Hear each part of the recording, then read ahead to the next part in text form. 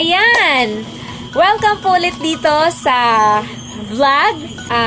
Huwag niyo pong kalimutan na i-like, i-share, at mag-subscribe. I-hit niyo lang po yung button dyan.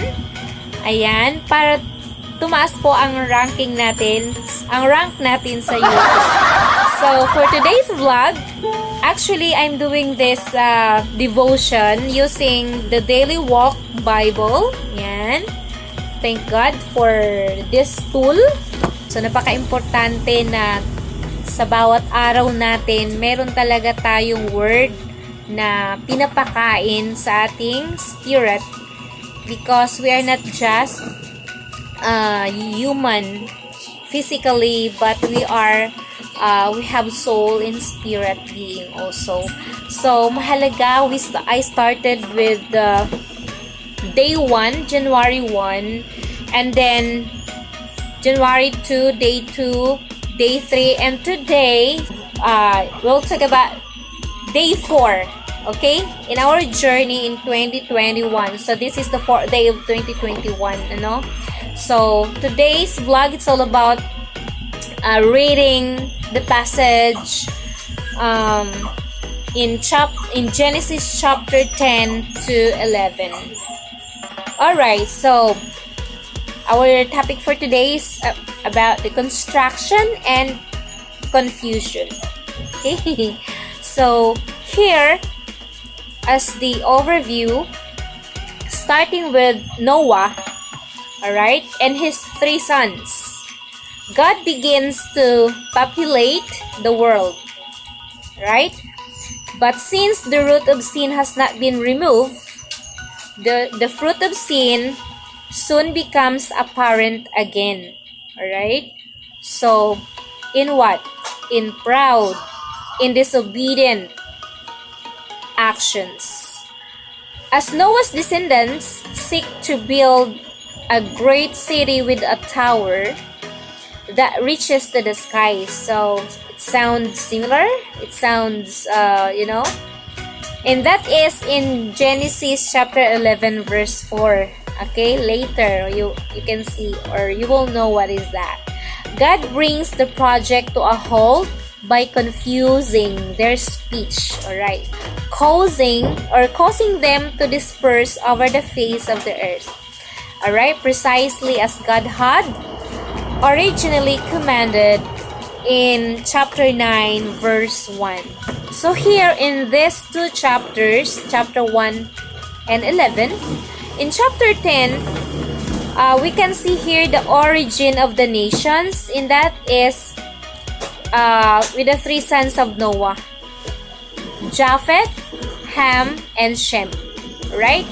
So, after the flood, so nalaman natin na only the family of Noah ang natira during or after the flood na ginunaw ni God yung first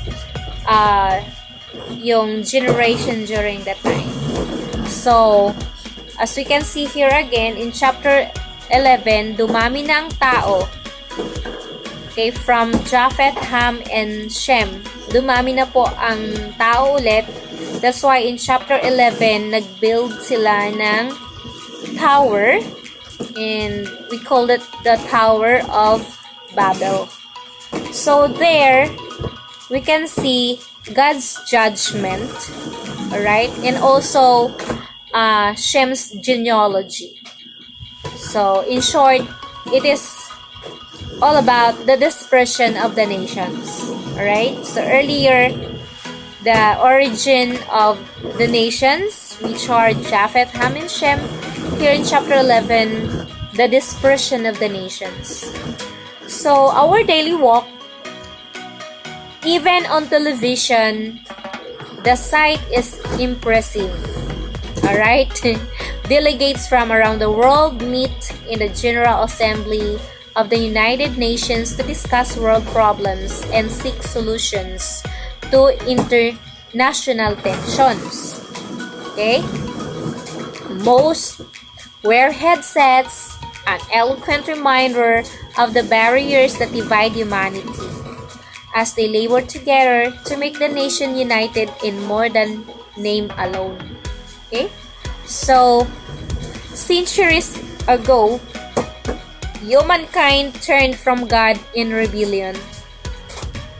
As we can see the account sa mga in previous chapter in Genesis, makikita natin na ang tao talaga ay nag-rebellion kay God. Alright? So, the result, ano po ang resulta nun? The result was confusion. Okay? So, kaya nga, from construction to confusion. So, from putting together to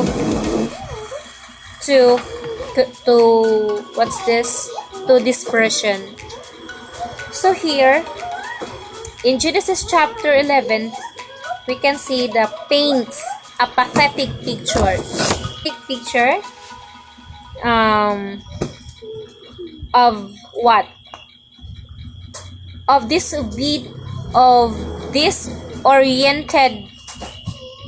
disoriented people separating from one another in distrust and bewilderment.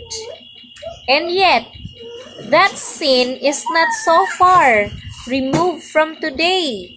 Yeah, it's still happening today talaga. Okay? So, paano yung this is just a history, ano? This is the account in Genesis.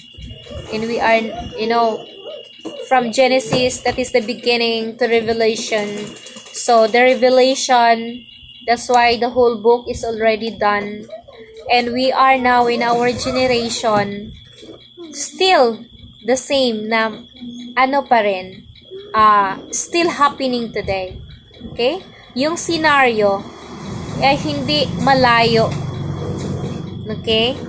Sa nangyayari pa rin sa istorya ng tao today. So, yon. And yet that sin is not so far removed from today's world. The Babel of the ancient world foreshadows the Babel of the late 20th century. Okay. So, yung the Tower of Babel centuries before, or is the foreshadows of the Babel in the late 20th century. And that is, we are now in 21st century na tayo ngayon. So, languages still divide. See that? Oh my gosh. Okay?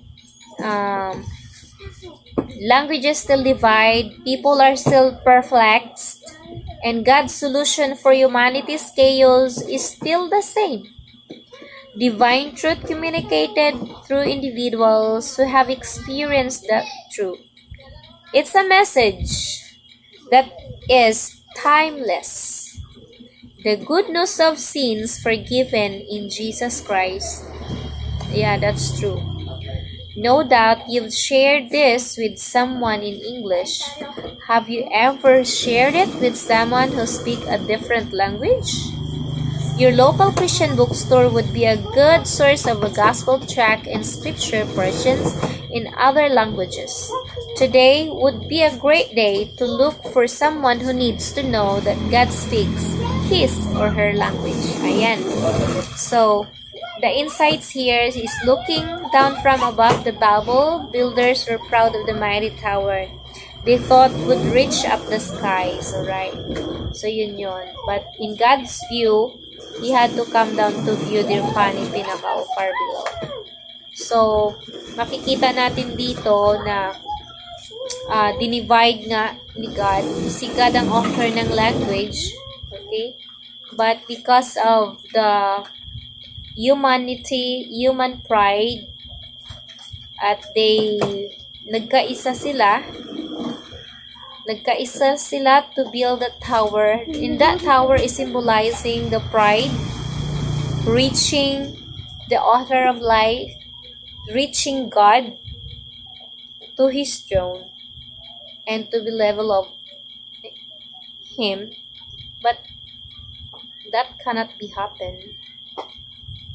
And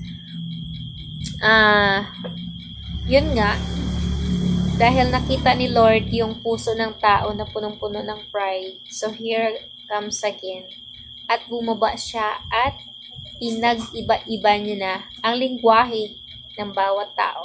Kaya during that time, na sila, nagkahiwa-hiwalay sila because they don't understand each other anymore. So doon, ito po yung nangyari kung bakit may mga iba't ibang lingwahe ang sangkatauhan sa buong mundo. Samantalang, originally, we have one language only. But because of this scenario, na gusto ng tao na tapatan ng Diyos, okay? Kaya yun, mabuti pa rin, napabuti pa rin siya. Okay, napabuti pa rin kasi hindi hinayaan ng Panginoon na kapag mayroon